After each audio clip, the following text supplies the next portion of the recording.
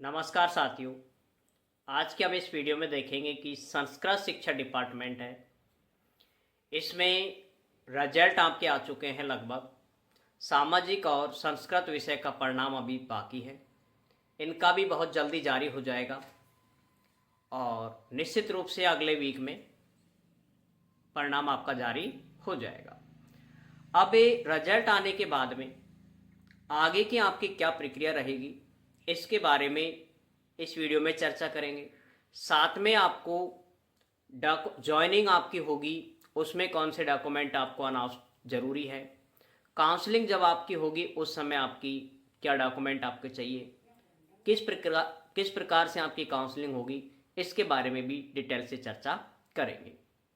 तो पहले तो सभी साथियों को बहुत बहुत बधाई, जिनका फाइनल सिलेक्शन हुआ है और जिनका वेटिंग लिस्ट में चयन हुआ है। वो साथी मेरे हिसाब से मैं ये कहूँगा कि वो अपनी नेक्स्ट भर्ती की तैयारी में लग जाए, क्योंकि संस्कृत डिपार्टमेंट में लगभग वही साथियों ने अपना डीवी कराया है जिनको ज्वाइन करना था, और जो पहले से सामान्य शिक्षा विभाग में हैं वो साथी संस्कृत डिपार्टमेंट को ना ज्वाइन करें, ताकि माना आपकी एक सीट भी अगर आप देते हो तो किसी साथी का भला होगा, किसी के घर में चूल्हा जलेगा। अब यहाँ पर हम आगे रिजल्ट के बाद की जो आगे की प्रक्रिया है उसके बारे में चर्चा करते हैं।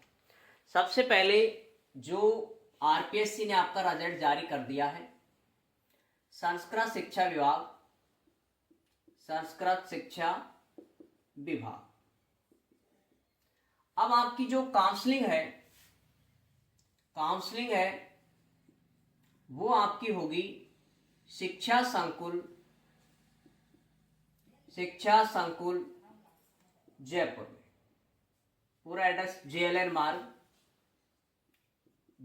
मार्ग जयपुर में।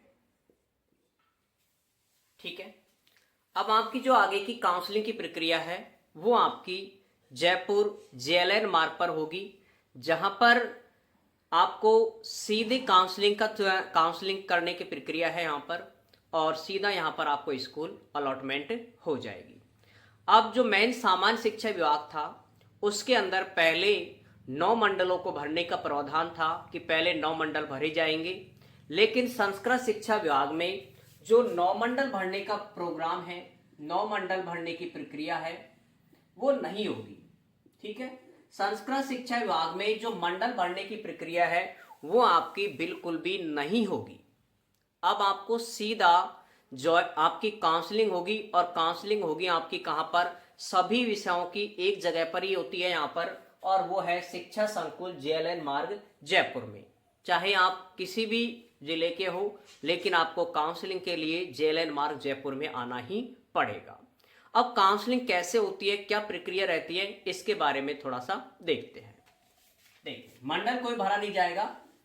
अब आपको काउंसलिंग की जो प्रक्रिया है उसके बारे में थोड़ा सा यहां पर चर्चा कर लेते हैं। देखो, आपको काउंसलिंग में क्या क्या लेकर के जाना है, और काउंसलिंग की सूचना आपको telegram group Vikram math sir Ganitpur पर भी मिल जाएगी, और एक छोटी सी एक वीडियो क्लिप के द्वारा भी आपको काउंसलिंग की सूचना मिल जाएगी कि अब आपकी काउंसलिंग होगी। ठीक है। एक दो वो रोल नंबर के हिसाब से काउंसलिंग सेट होती है, वो आप यहां पर देखें आगे की प्रक्रिया। काउंसलिंग में आपको एक सेट आपको पूरे कंप्लीट आपके डॉक्यूमेंटों का लेके जाना है। ठीक है। कंप्लीट डॉक्यूमेंटों का एक सेट फोटोकॉपी के रूप में लेके जाना है। फोटोकॉपी साथ में आपको ओरिजिनल भी साथ में लेकर के जाने हैं, ओरिजिनल डॉक्यूमेंट। ठीक है। एक सेट तो आपको ओरिजिनल और फोटोकॉपी का कंप्लीट सेट लेकर के जाना है, जिसके अंदर आपको क्या क्या लेकर के जाने हैं वो आपको फिक्स जो आपने आरपीएससी डीवी के समय कराया था वही चाहिए। थोड़ा सा मैं लिख देता हूं यहां पर एक बार। 10th 12th बीए या BSc, first year, second year, third year, तीनों की अलग अलग marksheet, first year, second year, third year, और डिग्री प्लस किसी के पास डिग्री नहीं है तो वो क्या ले जा सकता है, प्रोविजनल डिग्री। ठीक है। क्योंकि इनमें मैंने ज्यादा एक अलग अलग नहीं लिखा, एक साथ लिख दिया। 10th की मार्कशीट और सर्टिफिकेट, देखो एक होती है मार्कशीट एक सर्टिफिकेट, इसका भी एक मार्कशीट एक सर्टिफिकेट, और किसी किसी के दोनों एक में ही हैं तो वो एक साथ ले जाएगा। यदि किसी ने बीए बीएड या बीएससी बीएड एक साथ की है तो वो अपनी डिग्री जो भी आप अजमेर डीवी के समय जो लेकर के गए थे वो आपको लेकर के जानी है। ठीक है, साथ में आपको लेकर के जाना है। ये तो रहे डॉक्यूमेंट। अगर किसी ने एमए कर रखा है, एमए एमएससी यदि की हुई है और उन्होंने फॉर्म में लगाई हुई है, जो आपने मूल आवेदक फॉर्म भरा था, मेन फॉर्म आपने सेकंड ग्रेड का संस्कृत शिक्षा विभाग का, अगर आपने वो फॉर्म भरा था उस समय यदि आपने एमए आरएससीआरटी लगाई है तो आप इन डिग्रियों को लेकर के जाएंगे, मार्कशीट को लेकर के जाएंगे। ठीक है, ये तो रही आपकी नॉर्मली डॉक्यूमेंट से रिलेटेड। अब इनका काम थोड़ा कम है, मुख्य जो डॉक्यूमेंट है आपके वो अब यहां से शुरू होते हैं। ठीक है, तो मैं यहां से आगे के डॉक्यूमेंटों के बारे में लिख रहा हूं। यहां पर अब देखें, अब आप ये डॉक्यूमेंट तो आपको लेकर के जाने ही है, 10th 12th बीए, और साथ में अब अगला है डॉक्यूमेंट वो है आपकी बीएड। बीएड की भी आपको वही डिग्री प्लस मार्कशीट, और यदि किसी के पास में डिग्री नहीं है तो वो क्या ले जा सकता है, प्रोविजनल। और जो आउट ऑफ राजस्थान से जिन्होंने डिग्री प्राप्त कर रखी है, आउट ऑफ राजस्थान से जिन्होंने डिग्री प्राप्त की है, वो अपने साथ में एफिलिएशन लेटर जो कि आपकी कॉलेज से मिलेगा, जो आपने अजमेर डीवी के समय दिया था, वो अगर आपके पास हो तो वो ज्यादा बढ़िया है, अन्यथा काउंसलिंग में वो भी आपको जरूरत नहीं होती है। ठीक है, अगर आपके पास प्रोविजनल है तो प्रोविजनल आप लेकर के चले जाए। 5वें नंबर पर है मूल निवास। ये है मुख्य रूप से डॉक्यूमेंट काम के। ठीक है, मूल निवास, ये आपका मूल जो आपने सेकंड ग्रेड का फॉर्म फिल किया था उस एड्रेस का बना होना चाहिए। ठीक है, ये थोड़ा सा ध्यान रखें। ये मूल निवास है जो आपने सेकंड ग्रेड के फॉर्म में आपने एक स्थायी पता होगा, एक आपका टेम्परेरी पता होगा। दोनों अस्थायी और अस्थायी पतों से रिलेटेड किसी भी, चाहे स्थायी से चाहे अस्थायी से, आपका मूल निवास प्रमाण पत्र बना होना चाहिए। ये नहीं कि आप अभी कुछ दिन पहले शिफ्ट हो गए हो कहीं पर और वहां का आपका मूल निवास हो। ठीक है, तो जो आपने मूल आवेदक फॉर्म में भरा था वो आपको चाहिए। 6ठे नंबर पे जो सबसे ज्यादा महत्वपूर्ण है वो है जाति प्रमाण पत्र। ठीक है, जाति प्रमाण पत्र के अलग अलग हैं। एससी और एसटी के लिए आपने फॉर्म जब भरा था, अर्थात डीवी के टाइम वाला, डीवी के टाइम वाला वैलिड है। ठीक है, और ओबीसी एमबीसी ये आपके लिए निर्धारित समय दे रखा होता है कि आपका 1 साल के लिए वैलिड है, या 1 साल के लिए होता है वैसे ओबीसी का और एमबीसी का। जितने साल के लिए वैलिड है, अगर उसकी वैलिडिटी खत्म हो जाती है, आप देख लेना आपकी डेट कितनी आ रही है उसके अंदर। यदि आपकी डेट 1 साल से ज्यादा हो गई है तो आप इसके लिए नए के लिए अप्लाई कर देना। तो नए जब आप नया आपका बन जाएगा तो पुराना वाला भी आपको देखेंगे और नया भी देखेंगे साथ में। ठीक है, तो आपको ये दोनों नए भी चाहिए पुराने चाहिए अगर 1 साल से ज्यादा हो गया था। सेम ईडब्ल्यूएस वाला, ईडब्ल्यूएस का है, इसकी वैलिडिटी 3 वर्ष की होती है। ठीक है, अगर 3 वर्ष से ज्यादा का हो गया है तो आपको ये नया बनवाना है, ये भी आप थोड़ा सा ध्यान रखेंगे। अब ये तीनों जाति प्रमाण पत्र ध्यान रखना, चाहे वो विवाहित महिला हो चाहे अविवाहित हो, ये किसके नाम का होना चाहिए, पिता के नाम का होना चाहिए। ये थोड़ा सा ध्यान रखना कि जाति जो प्रमाण पत्र है आपका वो किसके नाम का चलेगा, पिता के नाम का चलेगा, पति के नाम का वैलिड नहीं होगा। ठीक है, चाहे आपने अजमेर डीवी के समय आपने दे दिया हो, मान लिया हो, उनको ध्यान नहीं रहा हो, लेकिन काउंसलिंग में आपको पिता के नाम का ही देना है। अन्यथा इसके अभाव में सामान्य शिक्षा विभाग में ज्वाइनिंग आदेश जारी नहीं किए गए थे। सामान्य शिक्षा विभाग में मंडल अलॉटमेंट नहीं किया गया था, और जब मंडल अलॉट नहीं है तो उनके ज्वाइनिंग आदेश भी जारी नहीं किए गए थे। इसलिए सभी साथी, चाहे वो मैरिड हो चाहे अनमैरिड हो, जाति प्रमाण पत्र पिता के नाम का ही वैलिड होगा। इस चीज का थोड़ा सा ध्यान रखेंगे आप। इसके अलावा बाकी के और डॉक्यूमेंट है वो भी मैं आपको यहां पर बता रहा हूं। नेक्स्ट आता है आपका विवाह प्रमाण पत्र। विवाह प्रमाण पत्र अगर जो मैरिड है उनको चाहिए ये, जिसकी शादी हो चुकी है, ठीक है, जो मैरिड है उसको चाहिए विवाह प्रमाण पत्र। इसके अलावा अंतिम संस्था का चरित्र प्रमाण पत्र, अंतिम संस्था का चरित्र प्रमाण पत्र भी आपको चाहिए यहां पर, जो आपने डीवी के समय दिया था। इसके अलावा 2 चरित्र प्रमाण पत्र भी यहां पर लिखे हुए हैं। 2 चरित्र प्रमाण पत्र जो 1-1 रुपए वाले होते हैं वो भी आपको बनवाने होंगे। ये आपको काउंसलिंग में ही चाहिए। सामान्य शिक्षा विभाग में ऐसा नहीं था रूल, लेकिन यहाँ पर जो चेकलिस्ट जारी की गई है सेकंड ग्रेड के लिए, फर्स्ट ग्रेड के लिए, रीट के लिए, L1 L2 के लिए, संस्कृत शिक्षा विभाग का सभी के लिए एक ही रूल काम करता है। ठीक है, अलग अलग रूल काम नहीं करते, एक ही रूल काम है सबका। इसलिए यहां पर जो चेकलिस्ट जारी की गई है इसके अंदर इन दोनों का भी जिक्र किया है। इसके अलावा आपको और क्या क्या लेके जाना है काउंसलिंग में? 2 फोटो, 2 फोटो आपके पास होनी चाहिए। इसमें आपकी नई भी होनी चाहिए और साथ में एक ओल्ड होनी चाहिए।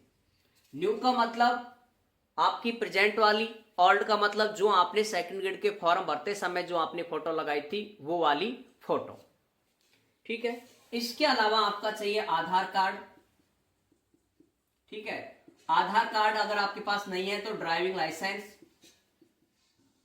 अगर आपके पास वो भी नहीं है तो उसके लिए आप और है राशन कार्ड का भी इसमें लिखा हुआ है, तो वो भी आप ले जा सकते हैं। ठीक है, ये आपके कुछ डॉक्यूमेंट थे जो कि आपको काउंसलिंग के समय चाहिए हैं, बहुत ही जरूरी है। अब इसके अलावा एक चाहिए एनओसी। जो पहले से पोस्टेड है, ये कह सकते हैं जो 3rd ग्रेड में पहले पोस्टेड है, ठीक है, या फिर एलडीसी हो, एलडीसी हो, या फिर किसी और पद पर कार्यरत हो, जो 2nd ग्रेड को ज्वाइन करना चाहता है तो उसके लिए एनओसी चाहिए। और एनओसी यहां पर आपको अभी बनवानी होगी काउंसलिंग के समय। ठीक है, वैसे काउंसलिंग में एनओसी को लेंगे नहीं आपसे, एनओसी देखने के लिए आपसे जरूर कहेंगे कि एनओसी आप दिखाएं। ठीक है, एनओसी आपको लेंगे कब? ज्वाइनिंग के समय आपको एनओसी देनी है। ठीक है, काउंसलिंग में आपको एनओसी नहीं लेते हो। ठीक है, ये तो रहे आपके डॉक्यूमेंट। इसके अलावा यदि कोई विकलांग है, यदि कोई विकलांग है तो उसके लिए 40% विकलांगता का सर्टिफिकेट चाहिए। यदि कोई विधवा है तो उसके लिए पति का मृत्यु प्रमाण पत्र, पति का मृत्यु प्रमाण पत्र ये जरूरी है। और यदि कोई डिवोर्स महिला है, तलाकशुदा, ठीक है, इसके लिए चाहिए डिक्री, इसके लिए चाहिए डिक्री। ये कुछ डॉक्यूमेंट है जो कि आपको काउंसलिंग के समय चाहिए। ठीक है, ये डॉक्यूमेंट है जो कि आपको काउंसलिंग के समय बहुत ही जरूरी है। ठीक है, वही काउंसलिंग में विकलांग के लिए 40% सर्टिफिकेट, विधवा के लिए पति का मृत्यु प्रमाण पत्र, तलाकशुदा के लिए डिक्री, और ये आपके कुछ महत्वपूर्ण दस्तावेज। अब इसके अलावा भी आपको और भी कुछ डॉक्यूमेंट है जो भी आपको जरूरत है यहां पर, वो भी आप देखें। देखो, वो है आपका एक सहमति पत्र। ठीक है, सहमति पत्र। ठीक है, इसकी जो आपको पीडीएफ है वो आपको मिल जाएगी। सहमति पत्र बनवाना है जिसके अंदर ये लिखना है, ये लिखा हुआ होता है कि मैं संस्कृत डिपार्टमेंट में ज्वाइन करना चाहता हूं, मुझे किसी भी प्रकार की इसको ज्वाइन करने में कोई आपत्ति नहीं है। ये बात इसके अंदर लिखी गई है। ठीक है, एक ये। दूसरा आपको चाहिए शपथ पत्र। ये सब काउंसलिंग में भी चाहिए और ज्वाइनिंग में भी चाहिए। ध्यान रखना, काउंसलिंग के लिए जो शपथ पत्र है वो आपको, अगर आपको काउंसलिंग में जमा नहीं करते हैं तो वही आपको शपथ पत्र आपको ज्वाइनिंग में काम लेने हैं, अर्थात अन्यथा वही शपथ पत्र आपको दूसरे बनवाने पड़ेंगे। भाई काउंसलिंग में आपको शपथ पत्र बनवाने हैं संस्कृत डिपार्टमेंट में, जबकि सामान्य विभाग में ऐसा नियम नहीं था। अब यहां पर देखो कौन कौन से शपथ पत्र चाहिए काउंसलिंग में और ज्वाइनिंग में, दोनों में यही बनवाने हैं। पीडीएफ आपको डाल दी जाएगी जैसे भी संस्कृत डिपार्टमेंट में अपलोड होगी। ठीक है, साइट पर, तब आपको ये मिल जाएगी पीडीएफ। शपथ पत्र आपको 5 बनवाने हैं। एक है विभाग वाला जो भी सामान्य में चाहिए, एक है दहेज वाला, ये भी सामान्य वाला ही है। तीसरा है विवाह पंजीकरण, विवाह पंजीयन, ये तो विवाह प्रमाण पत्र होता है। चौथा है संतान संबंधित, ठीक है। पांचवा है धूम्रपान, और इसके अलावा अगला है यहां पर नेक्स्ट, धूम्रपान के अलावा सभी शैक्षणिक योग्यता वाला, शैक्षणिक योग्यता वाला, शैक्षणिक योग्यता वाला, शैक्षणिक योग्यता वाला कि आपके जितने भी शैक्षणिक योग्यता है, मार्कशीट है, डिग्री है, वो सभी पूरी तरह से सही है, किसी प्रकार की उनमें कोई दिक्कत नहीं है। यदि कोई त्रुटि या कोई गलती पाई जाती है, फर्जी पाया जाता है, तो इसके स्वयं जिम्मेदार मैं हूंगा। ये बात आपको लिखवानी है। कंप्लीटली फॉर्मेट आपको जैसे काउंसलिंग का शेड्यूल जारी होगा उसके अंदर आपको ये सारे फॉर्मेट मिलेंगे, सहमति पत्र का, शपथ पत्र का, विवाह, ये सारे फॉर्मेट आपको मिलेंगे। उस फॉर्मेट को ही आपको ऐसे कैसे 50 रुपए वाले स्टाम्प पेपर पर, 50 रुपए के स्टाम्प पेपर पर इसको करवाना है, ठीक है। 50 रुपए के स्टाम्प पेपर इसको कंप्लीटली करवाना है। इसके अलावा ये आपके सारे डॉक्यूमेंट हो जाते हैं। अब बचता है एक पुलिस वेरिफिकेशन और एक मेडिकल, ठीक है। एक बचता है पुलिस वेरिफिकेशन, ठीक है, और एक मेडिकल। ये आपको बनवाना है ज्वाइनिंग के समय, ये आपको बनवाना है ज्वाइनिंग से पहले, ज्वाइनिंग से पहले। जब आप ज्वाइन करने जाओगे किसी भी स्कूल में, उससे पहले आपको पुलिस वेरिफिकेशन और मेडिकल सर्टिफिकेट बनवाना होगा। इसका भी फॉर्मेट आपको मिल जाएगा। पुलिस वेरिफिकेशन आपको ऑनलाइन करवाना है, ठीक है। ई-मित्र पे जाकर के 200, 250, 300 रुपये उसकी फीस होती है। वो कराने के बाद में फिर आपको थाने के लिए बुलाया जाता है, किसी भी 2 व्यक्तियों के आधार कार्ड और उनकी फोटो लेकर के, और फिर आपका उनसे वेरीफाई के माध्यम से आपका पुलिस वेरिफिकेशन 3-4 दिन में बनकर के तैयार हो जाता है। तो आपको जब काउंसलिंग होगी आपकी, उस दिन से एक दिन पहले आपको काउंसलिंग डेट पहले पता लग जाती है, पूरा शेड्यूल जारी होता है उस समय पता लग जाता है। जैसे काउंसलिंग जारी होगी, काउंसलिंग शेड्यूल जारी होगा, उसके पहले आप क्या कर, उसी दिन आप पुलिस वेरिफिकेशन के लिए अप्लाई कर देना, ताकि 2-3 दिन में बन करके पुलिस वेरिफिकेशन तैयार हो जाए। इसके अलावा अब आपको जो ज्वाइनिंग के लिए जो डॉक्यूमेंट है वो थोड़ा सा मैं आपको यहां पर बता देता हूं, बाकी तो वही है जो है। ज्वाइनिंग के कुछ डॉक्यूमेंट है जो कि भी आपको जरूरी है। फर्स्ट, ज्वाइनिंग डॉक्यूमेंट, थोड़ा शॉर्ट लिखूंगा मैं क्योंकि अभी काउंसलिंग वाले में लिखा है मैंने। 10th, 12th, BA, BSc, BEd, ये तो हो गई आपकी डिग्रियां जो आप सभी को पता है। इसके अलावा 5वें पर है मूल निवास, मूल निवास। 6ठे पर है जाति, जाति प्रमाण पत्र। और 7वें नंबर पर है यहां पर आय प्रमाण पत्र, आय प्रमाण पत्र। ये उनको बनाना है जिनकी 2.5 लाख से कम है। ध्यान रखना, आय प्रमाण पत्र काउंसलिंग में नहीं चाहिए, लेकिन ज्वाइनिंग के समय आपको ये चाहिए, ठीक है। इस चीज का आप जरूर थोड़ा सा ध्यान रखेंगे, आय प्रमाण पत्र। इसके अलावा 8वें नंबर पे आता है, आय के बाद विवाह प्रमाण पत्र। अगर कोई विवाहित है तो उसका विवाह प्रमाण पत्र। अंतिम संस्था का चरित्र प्रमाण पत्र,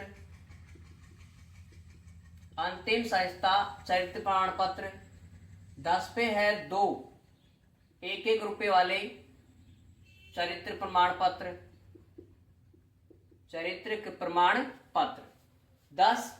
और इसके अलावा अब आप 11 पे आ जाएं तो शपथ पत्र, शपथ पत्र जो कि लगभग 5 या 6 है, वो आपको सारे बनवाने हैं। 12वें पर है सहमति पत्र, सहमति पत्र। 13वें नंबर पर है पुलिस वेरिफिकेशन, वेरिफिकेशन। और 14वें नंबर पर है मेडिकल, 15वें नंबर पर है आपका मेडिकल के अलावा अगर कोई पहले से पोस्टेड है तो उनको चाहिए एनओसी। इसके अलावा 15 के बाद यहां पर लिख रहा हूं मैं 16 ज्वाइनिंग ऑर्डर, ज्वाइनिंग ऑर्डर। ठीक है, बस ये आपको सभी का एक सेट ओरिजिनल बनवाना है और साथ में फोटोकॉपी भी करवानी है। मतलब पूरा एक ओरिजिनल सेट लेकर के जाएंगे, साथ में एक फोटोकॉपी भी आपको लेकर के जानी है। अब देखो ये पूरे डॉक्यूमेंट है, इनका आप स्क्रीनशॉट ले लें कंप्लीट। इसके अलावा आपको कोई भी डॉक्यूमेंट नहीं चाहिए। ठीक है, तो इसका आप स्क्रीनशॉट ले लें आसानी से। और इसके बाद अब आपको काउंसलिंग को भी मैं इसी में थोड़ा सा इंक्लूड कर देता हूं। काउंसलिंग में देखो कौन कौन से कट गए, 1 2 बस एक ये ज्वाइनिंग आदेश तो आ नहीं सकता पहले, पुलिस वेरिफिकेशन, मेडिकल और ज्वाइनिंग, ये 3 काउंसलिंग में नहीं चाहिए। ये 3 डॉक्यूमेंट है जो आपको काउंसलिंग में नहीं चाहिए, बाकी ये पूरा काउंसलिंग में चाहिए। अब काउंसलिंग में देखो कैसे प्रक्रिया होती है आगे की, वो मैं यहां पर आपको बता रहा हूं। देखो काउंसलिंग की जो प्रक्रिया है, सबसे पहले आपको 9 बजे के लगभग एवरेज में आपको शिक्षा संकुल पहुंचना है।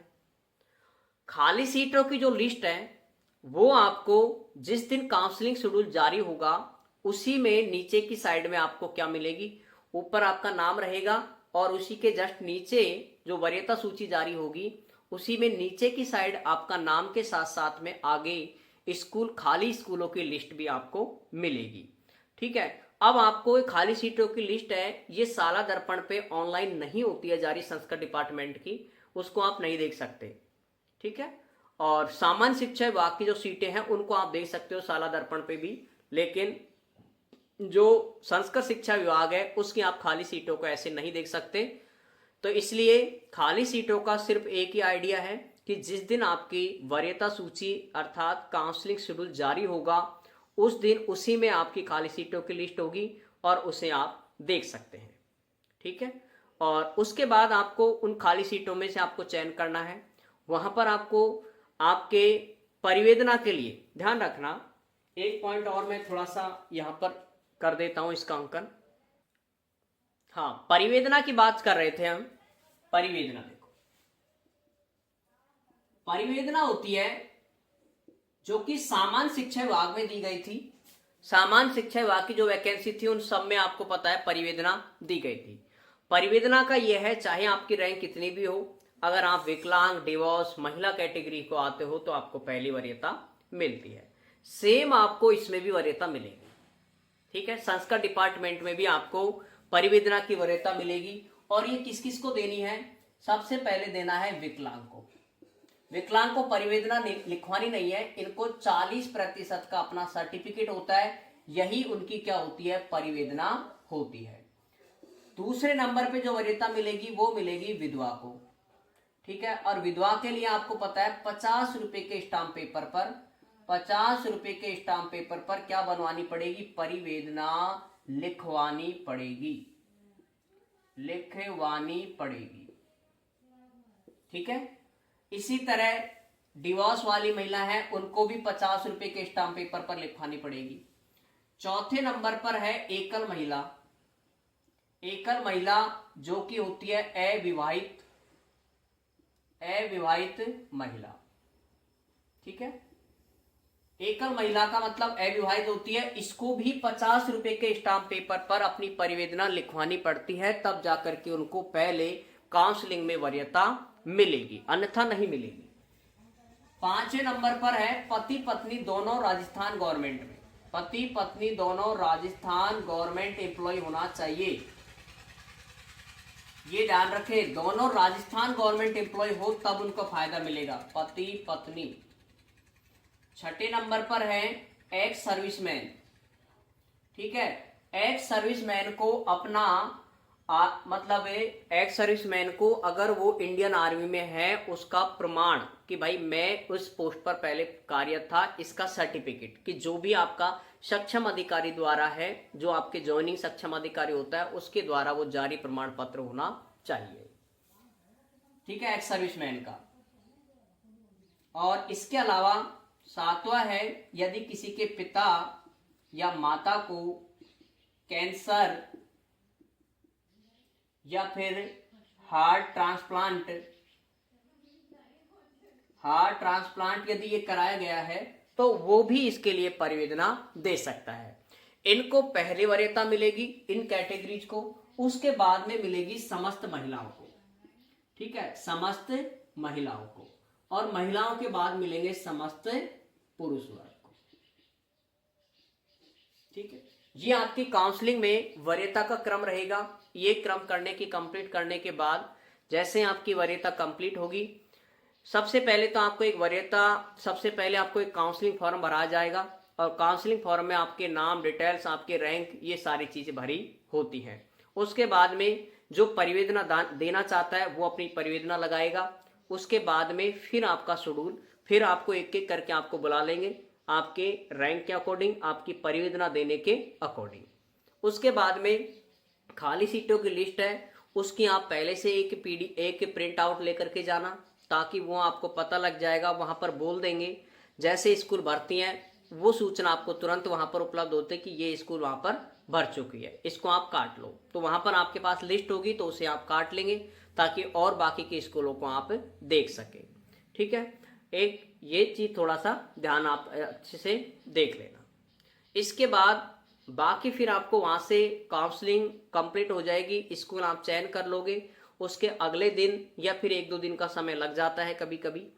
ठीक है, तो उसके बाद आपके ज्वाइनिंग आदेश जारी हो जाएंगे। ज्वाइनिंग आदेश के बाद में जो अभी मैंने डॉक्यूमेंट बताए थे ज्वाइनिंग के, वो सारे डॉक्यूमेंट आप एक सेट के रूप में बना लेना। क्रम वही है जो मैंने क्रम अभी लिखा था, सेम वही क्रम आपका रहेगा। उस क्रम को कंप्लीट करने के बाद फिर आप उस सेट को रेडी कर लेंगे, और फिर आप ज्वाइनिंग करने के लिए चले जाए।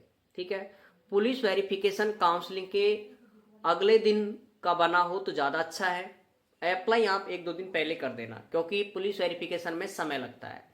और मेडिकल काउंसलिंग के अगले दिन आप किसी भी जिला अस्पताल से, ये भी प्रश्न पूछेंगे बाद में, किसी भी जिला अस्पताल से, ध्यान रखना यहाँ पर जो है, चाहे वो नया डिस्ट्रिक्ट हो और चाहे वो ओल्ड डिस्ट्रिक्ट हो, किसी भी जिले से बनाना है, लेकिन जहां पर CHMO बैठता वहां के साइन होना जरूरी है। ठीक है, CHMO के साइन होना जरूरी है। बाकी आपको मुख्य रूप से यह है कि जो आपका नया डिस्ट्रिक्ट है चाहे पुराना डिस्ट्रिक्ट है, कहीं से भी आप बनवा सकते हो।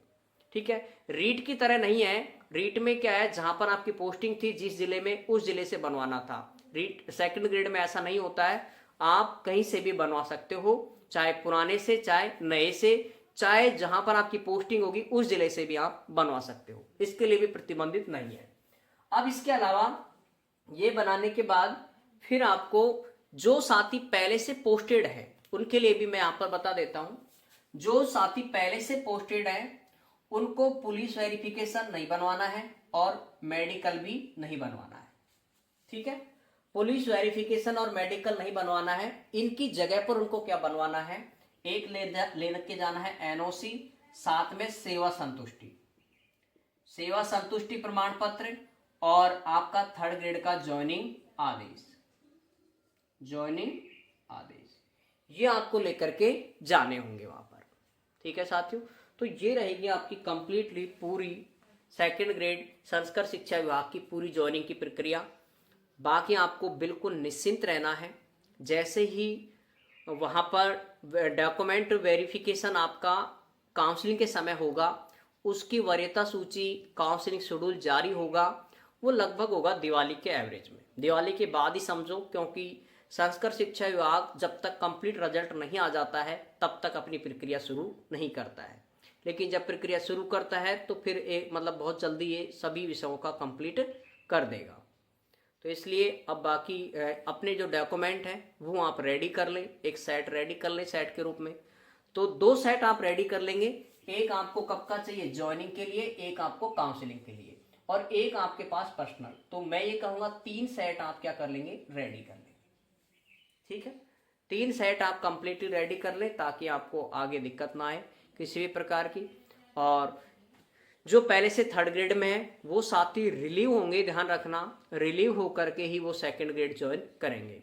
संस्कृत शिक्षा विभाग की एक सबसे मेन और सबसे अच्छी बात क्या है कि संस्कृत शिक्षा विभाग में जब आपके किसी भी डिस्ट्रिक्ट में आप पोस्टेड हो जाए, फिर आप आपके डिस्ट्रिक्ट में ट्रांसफ़र करवाते हो, उस समय सीनियरिटी का लॉस नहीं होता है। ठीक है।